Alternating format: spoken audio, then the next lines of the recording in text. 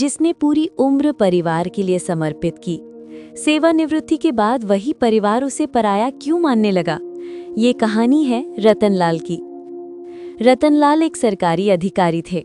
बरसों की सेवा के बाद जब वे सेवानिवृत्त हुए तो खुशी खुशी अपने गांव लौट आए। उनके परिवार में उनकी पत्नी उर्मी, बेटी सीमा, बड़ा बेटा रमन और छोटा बेटा करण रहते थे। नौकरी के समय रतनलाल की नियुक्ति गांव से बहुत दूर थी और वहां सुविधाएं कम थी। इसीलिए उन्होंने अपने परिवार को गांव में ही रखा था, क्योंकि उनका गांव शहर से नजदीक में था और बच्चों की पढ़ाई लिखाई के लिए उपयुक्त था। अब वे सोच रहे थे, लो भैया, नौकरी पूरी हो गई, अब तो परिवार के साथ सुख शांति से समय बिताऊंगा। लेकिन घर लौटने पर उन्हें जो मिला वो उनके सपनों के बिल्कुल विपरीत था। रतनलाल घर के अंदर आते हैं पर कोई खास स्वागत नहीं होता। लो, अब तो रोज तुम्हारे साथ रहूंगा। अच्छा? पत्नी बेटी को आवाज देती है, बेटी, तेरे पिताजी आए हैं, पानी दे दो। ये कहकर वो चली जाती है, लेकिन बेटी पानी नहीं लाती। जिस घर में बुजुर्गों की कद्र नहीं होती, वहां खुशियां भी कदम नहीं रखती। तभी रतनलाल का छोटा बेटा करण पानी लाकर देता है। पानी पीकर रतनलाल सोफे पर बैठ जाते हैं। बेटा बोलता है, पिताजी, मुझे आपकी बहुत याद आती थी, अब तो मेरे साथ रहोगे ना? तब रतनलाल ने बोला, हाँ हाँ, क्यों नहीं रहूंगा। आप लोगों के पास रहने के लिए ही तो आया हूँ।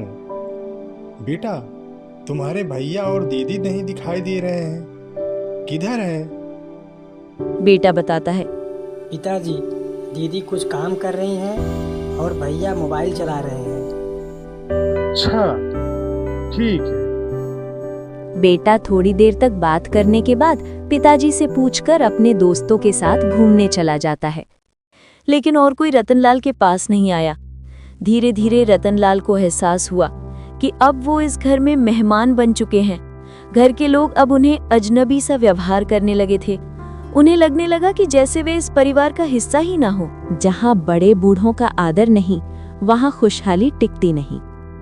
मैंने तो इसी परिवार के लिए सारी उम्र मेहनत की, पर आज ये लोग मुझसे ऐसा व्यवहार क्यों कर रहे हैं? क्या ये मेरी नौकरी करने की सजा है?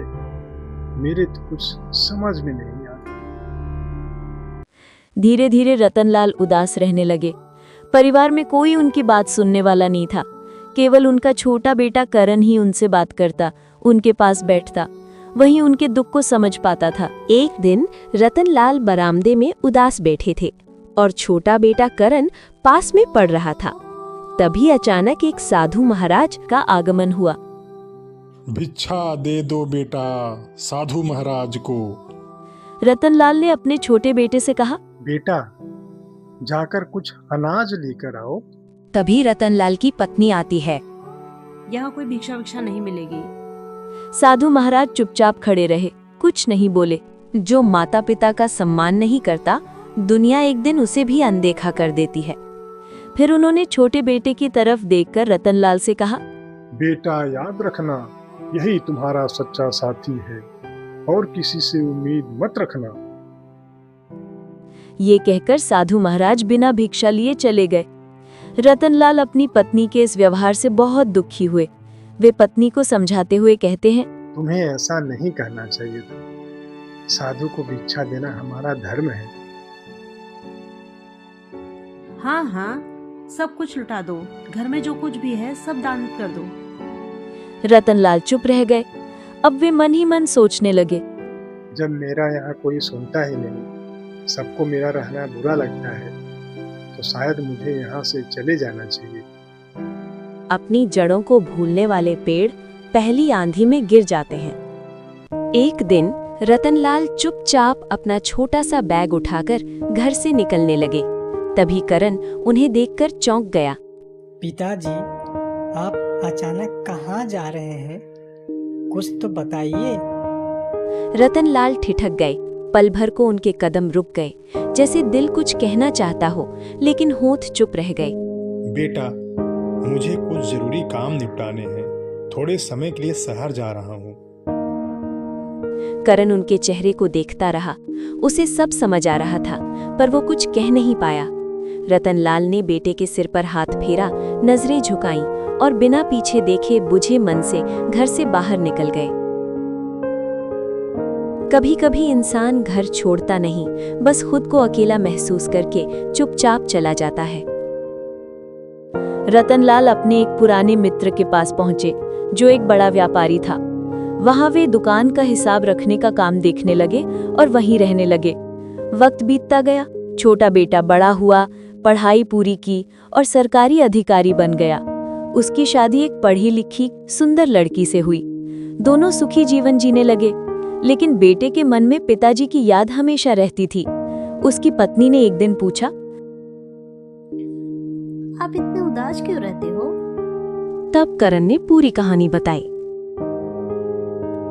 ये सुनकर पत्नी बहुत दुखी हुई और बोली, जिन्होंने इतना कुछ किया उनके साथ ऐसा व्यवहार नहीं होना चाहिए था। एक दिन रतनलाल बाजार में सड़क पार कर रहे थे कि अचानक उन्हें चक्कर आया और वे सड़क पर गिर पड़े। उसी समय संयोग से उनका छोटा बेटा करण अपनी कार लेकर वहां से गुजर रहा था। उसने देखा कि कोई व्यक्ति गिरा है। पास गया तो पहचान गया। उसने उन्हें उठाया और कार में बैठाकर अस्पताल ले गया। थोड़ी देर इलाज के बाद जब रतनलाल को होश आया तो देखा उनका छोटा बेटा करण आज उनके सामने खड़ा है। उन्हें साधु महाराज की बात याद आ गई और उनकी आंखें फिर एक बार आंसुओं से भर गई, लेकिन इस बार के आंसू खुशी के आंसू थे। बेटा पिता को पाकर बहुत खुश था। बेटे ने कहा, पिताजी, अब आप मेरे साथ घर चलिए। और फिर उसने रतनलाल को अपने घर लाया। घर पहुंचकर करण ने अपनी पत्नी से कहा, देखो कौन आया है। पत्नी तेजी से आई, लेकिन रतनलाल को पहचान नहीं पाई। लेकिन जैसे ही उसके पति ने कहा, अरे पिताजी हैं। पिताजी, मैं जानती थी कि एक दिन आप जरूर लौटेंगे। बेटा, तुम्हारे जैसी संतान और बहू पाकर मैं धन्य हो गया। वो तुरंत उनके चरणों में झुक गई। अब बहू हर समय अपने ससुर का ख्याल रखने लगी। उधर गांव में रतनलाल की पत्नी, बड़ा बेटा रमन और बेटी सीमा की हालत बहुत खराब हो गई थी। सारा पैसा खत्म हो गया था। घर में खाने तक को नहीं था। वे पछताने लगे थे। हे भगवान, हमने ये क्या किया? जिस पिता ने हमें सब कुछ दिया, उसे ही हमने ठुकरा दिया। जब उन्हें पता चला कि रतनलाल शहर में छोटे बेटे करण के साथ रह रहे हैं, तो वे सब वहां पहुंच गए। मुझे माफ कर दीजिए, मैंने आपका थोड़ा सा भी ख्याल नहीं रखा। पिताजी, मुझे माफ कर दीजिए, मैं बहुत शर्मिंदा हूँ।